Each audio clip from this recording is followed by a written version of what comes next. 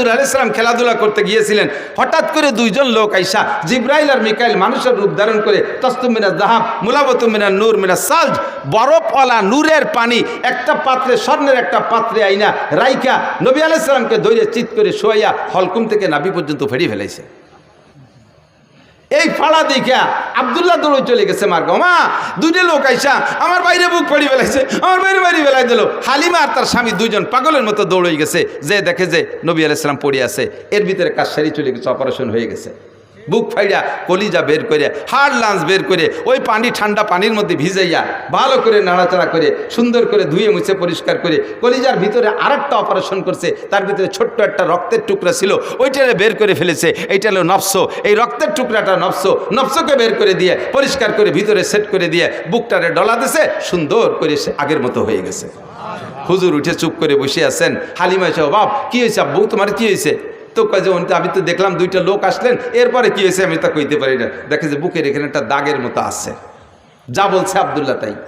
3 মাসের বাচ্চার ভিতরে কোনো ইনসাফি মিজাজ হতে পারে, কোনো যোগ্যতা হতে পারে? 3 মাসের বাচ্চা বিচার ন্যায় বিচার বোঝে? আল্লাহ পাক রব্বুল আলামিন নবী পাককে জন্মসূত্রে এমন একটা চরিত্র দিয়ে তৈরি করেছেন, যার জন্মের পর থেকে কখনো এই চরিত্রের ভিতরে কেউ তিল পরিমাণ দাগ দেওয়ার সুযোগ নেই। আল্লাহ পাক বলেন, ওয়া ইন্নাকা লাআলা খুলুকিন আযীম, আপনাকে জন্মসূত্রে সর্বোত্তম চরিত্রের অধিকারী করে বানাইছি। জন্মসূত্রে আপনি ন্যায় বিচারক, জন্মসূত্রে আপনি আখলাকি, জন্মসূত্রে আপনি শিষ্টাচারওয়ালা, জন্মসূত্রে সর্বোত্তম চরিত্রের অধিকারী। 3 মাসে বাচ্চা আমেনার ঘরে যাইয়া কখনো আমেনার 2টা স্তনের দুধ খেয়ে সবার করে দেয় নাই। নবী তো ইচ্ছা করলে করতে পারতেন, আমার দাদা টাকা দেবে, আমি কেন একটা দুধ পান করব? 2টা দুধ পেট ভরে খেয়ে থাকলে তার ছেলে খাবে, নইলে খাবে না, আমি তো টাকার বিনিময়ে খাবো। আমার নবী ইনসাফি মিজাজে কখনো হালিমার 2টা স্তন খান নাই, সর্বদা একটা স্তন খেয়েছেন। এবং তা কোন স্তন খেয়েছেন? যতদিন দুধ পান করেছেন ততদিন ডান স্তনের দুধ পান করেছেন, কখনো বাম স্তনে চাটা দেয় নাই। বাম স্তনের দুধ হারাম তা না, কিন্তু নবী পাক যে ডানপন্থী নবী, ডানওয়ালাদের নবী, ডানকে নবী ভালোবাসেন, এর প্রমাণ জন্মের পর থেকে প্রমাণ করানোর জন্য আল্লাহ পাক নবী পাকের স্বভাব দিয়েছে জীবন ভরে ডান স্তনের দুধ খেয়েছেন, যতদিন দুধ খাইছেন। আর আব্দুল্লাহ বাম পাশেরটা খাইতেন। আল্লাহু আকবার।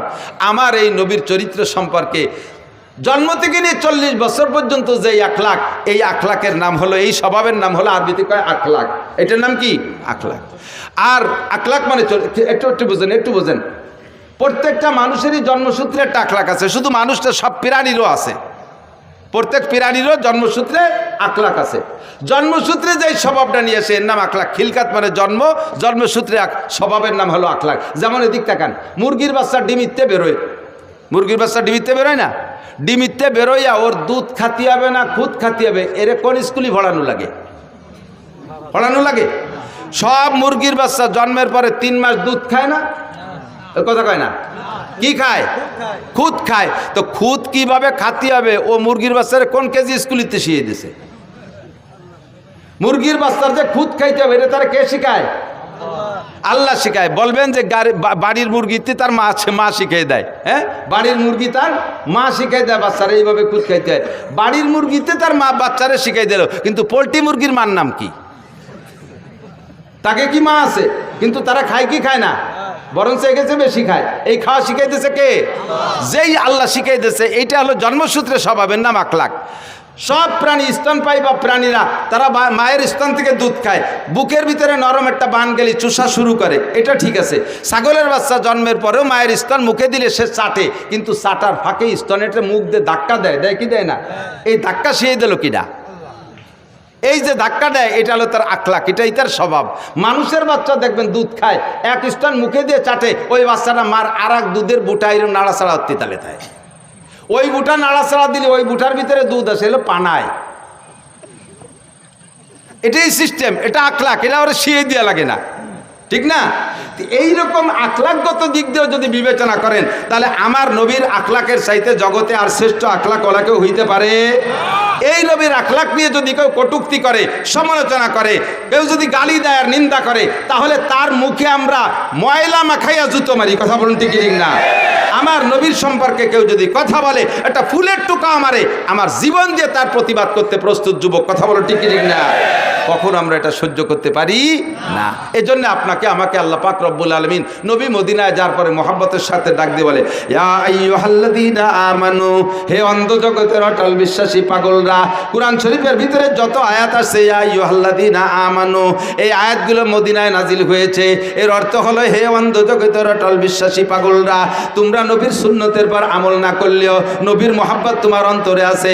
তুমি অন্ধ জগতের অটল বিশ্বাসী পাগল। কোন যুবক যদি মুসলমানের সন্তান যদি নামাজ নাও পড়ে, এমনকি কোন যুবক যদি মুসলমানের সন্তান নামাজ নাও পড়ে, রোজা নাও রাখে, টুপি জীবনে পরে নাই, দাড়ি জীবনে রাখে নাই, কোনোদিন সুন্নতে পোশাক পরে নাই, সে কোনোদিন ঢিলাকুলুক ব্যবহার করে নাই, একবারও জীবনে মেশাক মুখে দেয় নাই, কোনোদিন দস্তারখান বিছিয়ে খানা খায় নাই, সুন্নত নামাজ তো দূরের কথা ফরজ নামাজও পড়ে না, রমজান মাসে রোজা রাখে না, মুসলমানের সন্তান নাম তার জামাল উদ্দিন, বাপের নাম কামাল উদ্দিন, এই মুসলমানের সন্তানের সামনে যদি আল্লাহর নবীরে কেউ গালি দেয়, মুসলমান যুবক বলো, তাহলে তোমার জীবনের শেষ বিন্দু রক্ত দিয়ে প্রতিশোধ নিবা কি নিবা না?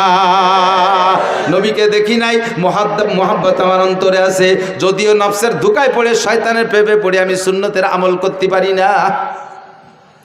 তবে মুসলমান যুবক ভালো করে মনে রাখো, দুনিয়ায় তুমি কার কাছ থেকে আদর্শ শিখবা? এমন একটা মানুষ আল্লাহ দুনিয়ায় পাঠায় নাই যে একটা মানুষের গোটা জীবনের ভিতরে 800 কোটি 1000 কোটি মানুষের সমস্ত মানুষের চলার সংবিধান একজন মানুষ থেকে সম্পূর্ণ আসছে, এমন একজন মানুষ পাবেন না। রবি ঠাকুর বড় পণ্ডিত ছিল, অনেক পাণ্ডিত্যপূর্ণ কথা বলছে, তবে তার একার পাণ্ডিত্য দিয়ে কোনো দেশের সংবিধান তৈরি হতে পারে না। কাজী নজরুল পণ্ডিত মানুষ ছিল, তার পাণ্ডিত্য দিয়ে গোটা বিশ্ব চলতে পারে না। আরও যত বড় বড় বিজ্ঞানী চলে গেছে, একজনের পাণ্ডিত্য আর তার নীতি কথা দিয়া সারা দুনিয়ার মানুষ চলতে পারে না। কিন্তু আল্লাহ একটা মানুষই বানাইছে, যে একটা মানুষের গোটা জীবনের জন্ম থেকে মৃত্যু পর্যন্ত 63 বছরের হায়াতকে যদি কেউ স্মরণ করে, তাহলে 800 কোটি না 8 লক্ষ কোটি মানুষও যদি আসে, তাও ওই একটা মানুষের ভিতরে, একটা মানুষের থেকে সমস্ত মানুষের চলার পাথও সংগ্রহ করতে পারে কি পারে না?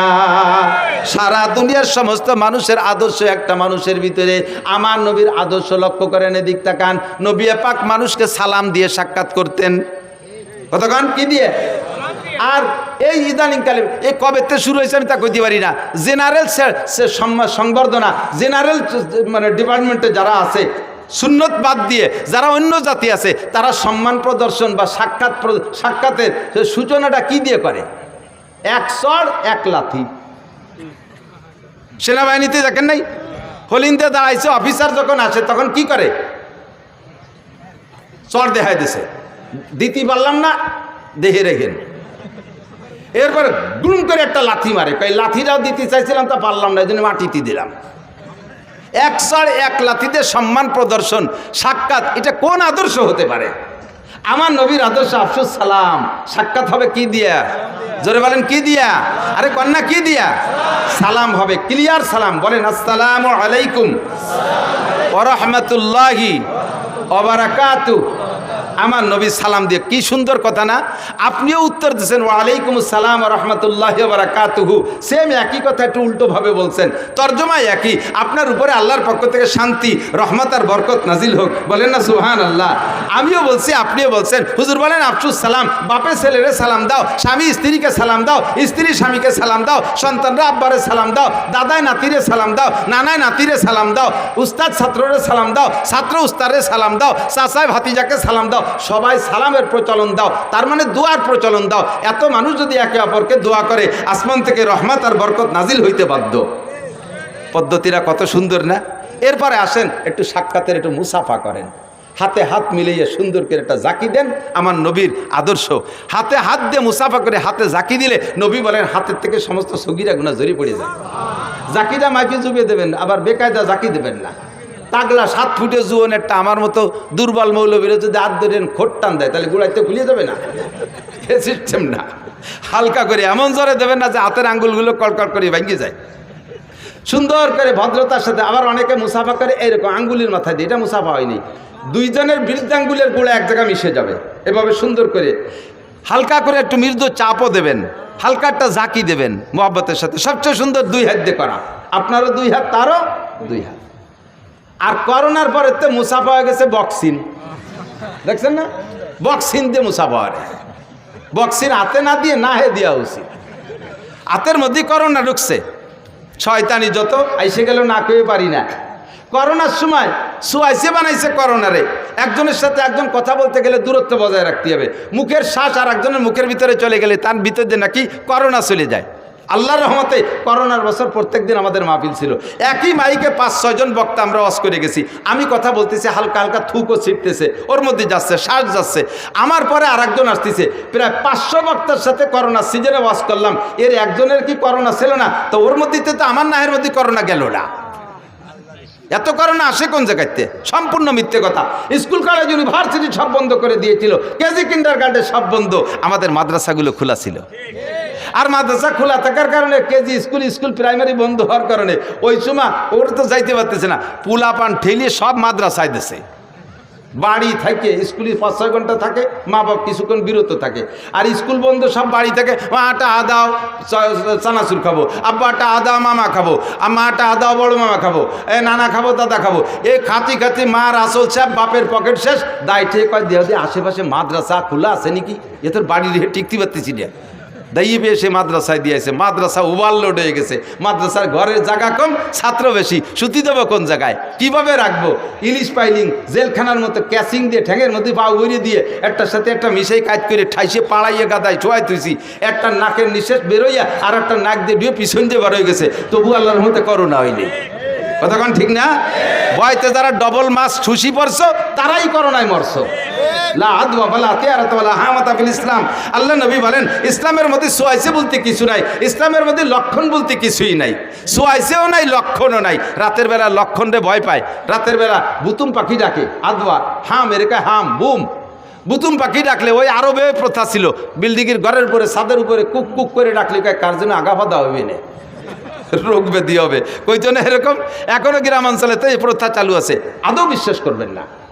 সে ডাকতেছে রাতের বেলা, সে জিকির করে, কুক কুক করে জিকির করে। আর আপনি যদি কন যে ও রোগ ব্যাধি ডেকে আনতেছে, তো জিকির করবে কি? আপনি তো না হেতেল যে ঘুমাইছেন, ও তো একটু জিকির করে। তাও যদি আপনার রোগ আনে তাহলে আনলি আনো। কাউরা বাড়ির মধ্যে ডাকতে ডাকতে গেছে, কি যেন দুঃসংবাদ দিয়ে গেল। তা কাউও বাড়ির মধ্যে ডাকতে ডাকতে কি করে কা কা করে ডাকছে না? তা কাউও কি কাকা ছাড়া আর কি কোরআন শরীফ পড়তে পড়তে যাবে? তুমি মুসলমানের জীবনে আলহামদুলিল্লাহ পারো না, আর কাউরে দিয়ে কোরআন শরীফ পড়াচ্ছ। আর সে ডাকলি তোকে যদি গজব আসে তা আসুক, কিছু মনে করবে, এগুলো কিছুই না। ইসলাম যা বলতে চাইছি, এই সেই শেখে শুরু হয়েছে বক্সিং দে মুসাফা, এটা সম্পূর্ণ সুন্নতের খেলা। মুসাফা করবেন নিয়মতান্ত্রিক। এরপর একটু মোয়ানাকা, নবী পাক পাকে ভালোবাসা বিনিময়, সিনার থেকে সিনার সাথে মোহাব্বত বিনিময় করা হয়, গলার সাথে গলা মিশন, আরবিতে কয় মোয়ানাকা। উনুকুন মানে গর্দান, দুইটা গর্দানকে মিলে নুকে বলা হয় মোয়ানাকা। এটা হবে সিস্টেম, প্রত্যেকের ডাইন পাশে একবার, প্রত্যেকের ডাইন পাশে আবার মুখস্থ করেন। মোয়ানাকা কয়বার? কুলাকুলি কয়বার? প্রত্যেকের ডাইন পাশে, আপনিও ডাইন আনবেন, আমিও ডাইন আনবো, তাহলে এক পাশ হবে, 3 পাশ না, এক পাশে গলা মিশিয়ে দেবেন, সুন্নাত। গলা মিশেবেন, পেট না। বুড়ি এত বড়, গলা মিশানো কত কঠিন না? পেটে পেটে 2 ঘষায় দিয়েছিল, এটা সুন্নতই নেই। মহানাকা কুলাকুলি, স্বামীতে স্ত্রীর সাথে কুলাকুলি করবে, স্ত্রী স্বামীর সাথে করবে, তাই বলে কোনো দুলোভাই শালীর সাথে মহানাকা করবে না, কুলাকুলি করবে না।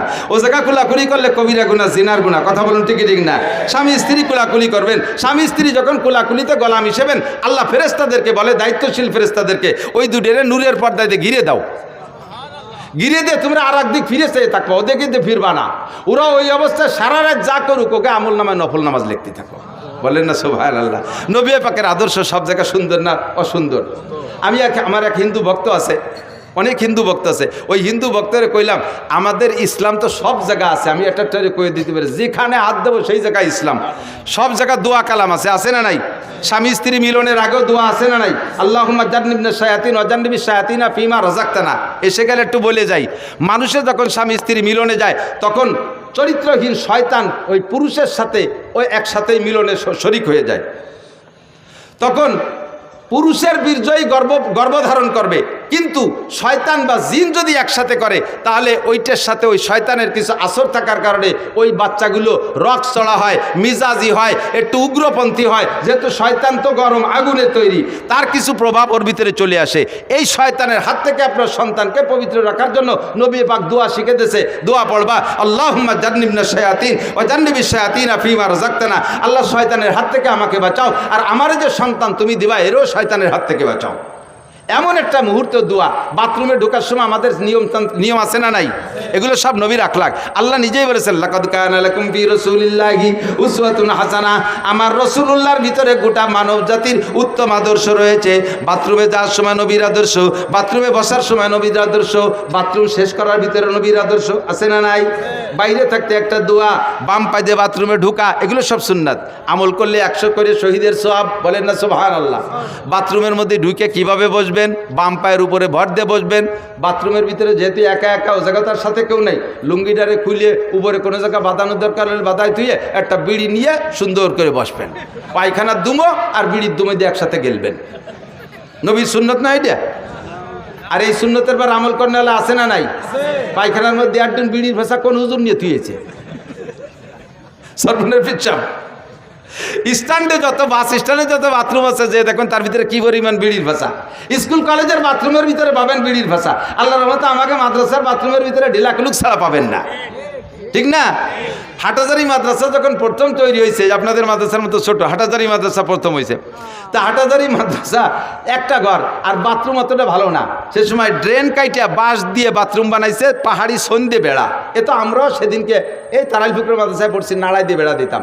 বর্ষাকাল আসলি এই নাড়া উইতি খেয়ে ফেলাই দিত। এক পায়খানায় বসলে 3 পায়খানার মধ্যে আর কেউ বসার কায়দা ছিল না, একটা দিয়ে 3-4টে দেওয়া যাইত। এখন ওই বাথরুমের সংখ্যা কম, ছাত্র হয়ে গেছে বেশি। হাটহাজারী মাদ্রাসা, হাটহাজারী মাদ্রাসার ছাত্ররা ফজরের সময় যখন বেশি ভিড় হয়ে যায়, একসাথে চাপ পড়ে, তখন বাথরুম জায়গা না পাই আশেপাশে জমিতে যে বসে পড়ে। পাশের এক জমি লাল করে ফেলাইছে রাগিয়ে, সার লাগবে না বুনে দিছে। কৃষক ওই জমিওয়ালা চাষ দিতে আইছে, গরু নিয়ে হাল্লা করে জুড়িয়ে ওর মধ্যে নামতে পাও দিয়ে জায়গা পাচ্ছে না। এখন আইসা হুজুরির কাছে গরু ওই জায়গায় দাঁড় করে তুই হুজুরে বলতে, হুজুর আইসে দেন আমার জমি কানে একটু শশী দিয়ে যান। কিভাবে নামবো? হুজুর আইসে তো সত্যি বেকায়দা। হুজুর বলেন যে তো ঘটনা কি, তো তুমি আমাকে পর খেপছো কে? সব আপনার হুজুররা পায়খানা করছে। হুজুর কয় পায়খানার গায়ে কি হুজুর লেখা আছে? এদেশের গ্রামের মানুষও তো আঁকতে পারে, তোমার সাথে জ্ঞানদাম থাকলে তারা আছে তোমার জমি নষ্ট হচ্ছে, তুমি আমার তালবি আলিমকে দোষ দাও। না হুজুর, তালবি আলিমরাই পায়খানা করছে। আলামত হলো প্রত্যেক পায়খানার সামনে 3-3টে কুলুক। পাবলিকে ও কাম করে না, এই কুলুক দিয়ে বুঝছি না, ঢিলা দেখে বুঝছি না হুজুররা পায়খানা করছে। হুজুর কয় আলহামদুলিল্লাহ। উনি কয় এটা হুজুররা পায়খানা করছে, 3 দিন কুলুক দেখে চিনছি। হুজুর শুনে খুশি দিকে আলহামদুলিল্লাহ।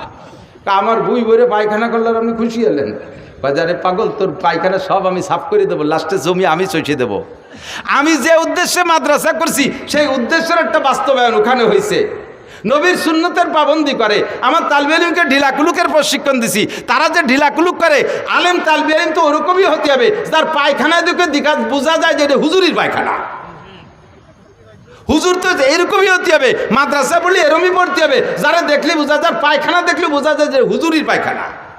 তা আমার তালবি আলিমদের পায়খানা দেখে যখন বুঝে ফেলাইছিস এটা হুজুরির পায়খানা ঢিলা আছে, এটা আমার শকরের বিষয়। আমি যে উদ্দেশ্যে মাদ্রাসা করছি সেটা আমার পূর্ণ হয়ে গেছে, এজন্যই শকর আদায় করি আলহামদুলিল্লাহ। তোর পায়খানা সব আমি সাফ করে দেবো, আমি চষে দেবো, চিনতে পারিস না।